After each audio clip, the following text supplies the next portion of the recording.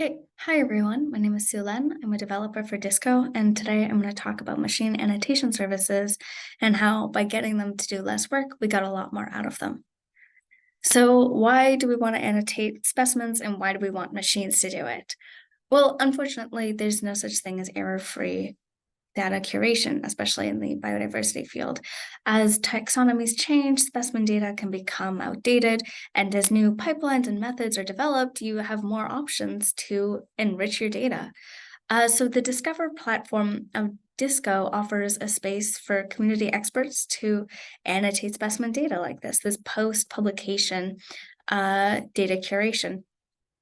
And experts can suggest additions or corrections to data within DiSSCo, but we also offer a platform for machines to do the same. These machine annotation services, or MASs, are services that are deployed independently from DiSSCo and ideally developed independently from DiSSCo as well. We have some demos available on our GitHub that you should have access to. And these demos, we have one that links to other infrastructures. We have one that georeferences. We have one that uses machine learning to identify plant organs. But really, the possibilities are endless. I'm really, really excited about them. So how do they work? If a user wants to use a machine annotation service to annotate a specimen, they would create a request through Discover. They would schedule a job, and that request would get sent to the MAS. And the MAS would look at the digital specimen, and maybe it's a georeferencing service.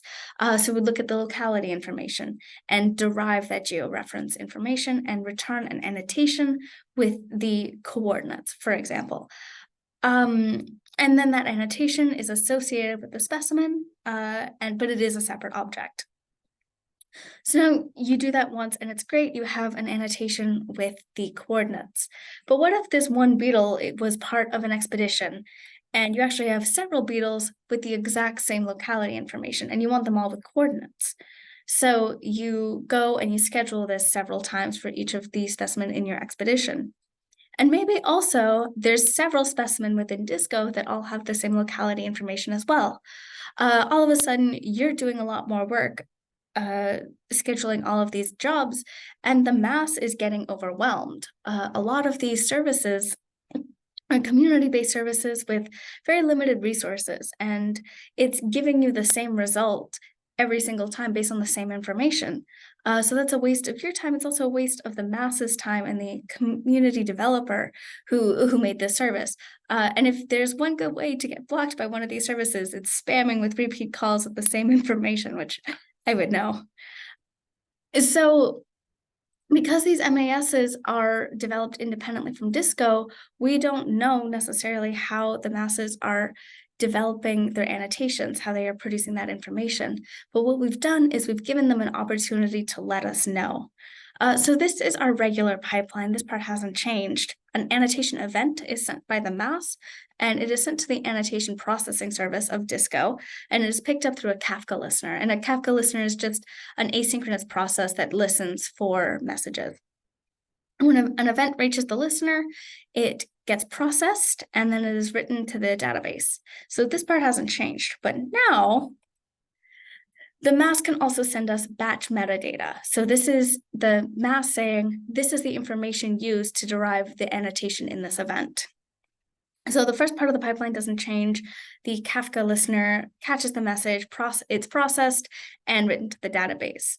And then if batch metadata is provided, this information is used to construct queries through Elasticsearch.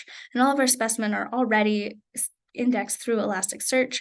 So we're able to, with this batch metadata, pull out all of the specimen within DiSSCo that meet the criteria of this batch metadata.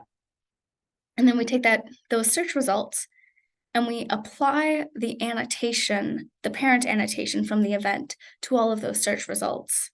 And then we take that and we build a new annotation event, or we build several annotation events depending on the number of search results.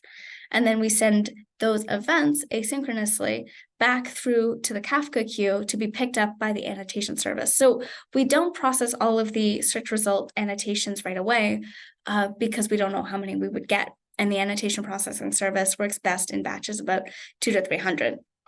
But instead, the information is sent back to the Kafka listener without the batch metadata so that we don't get an infinite loop. And then the annotations are processed and written to the database. And all of a sudden, with a single job, you're able to get thousands of annotations, everything that this mass would have produced if you had run it individually on all of these specimens.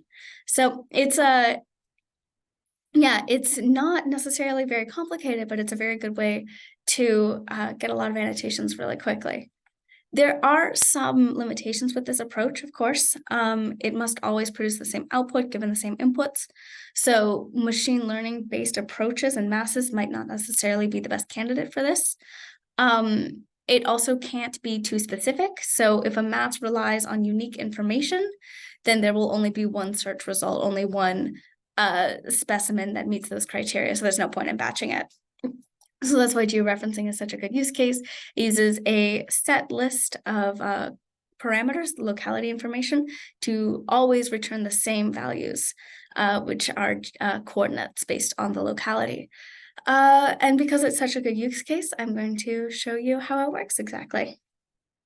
Okay, so I selected this digital specimen from DiSSCo. You can see here that it has origin information, so locality information, but no georeferencing, which means it'll be really useful to have an annotation with the potential coordinates. So in order to create a machine annotation service or to schedule one, you need to be logged in. You can see I'm logged in here. And so I'm going to go to Actions, Machine Annotation Services, and Schedule a New Service. To choose which mass to schedule, I'm going to pick the GeoPick OSM georeference tool, and I'm going to select Allow Batch Annotations. So we can see it's been committed successfully. This box here is querying the specimen, seeing any jobs that are scheduled or completed for the specimen, and it will update when it is ready. Discover has essentially sent a message now to the machine annotation service I just scheduled with the specimen information. The mass is going to take that specimen information, conduct its calculation on its coordinates, and send an event back over to the processing service, and then it'll go through that pipeline we just discussed. It might take a couple of minutes. That's just because we don't run services that we're not using. So before this mass can be utilized, it needs to be spun up first. The container needs to be spun up. So yeah, won't be too much longer. Yeah, you can see it's just been completed now. That's great.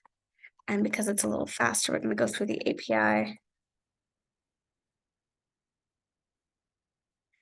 And we can see here's the JSON representation of the specimen. So here's the digital specimen, the original data, and here's the annotation that has been developed from this. So it's a number of coordinates that have been determined based on the locality information.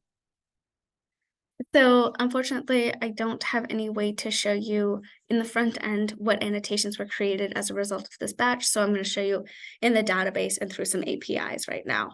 That feature is upcoming. But now I'm going to take this annotation ID. I'm going to get all annotations. So we can see in the database here, 64 annotations have been produced. We can see the ID and the target ID, the value of the annotation. Let's pick a specimen we want to have a look at.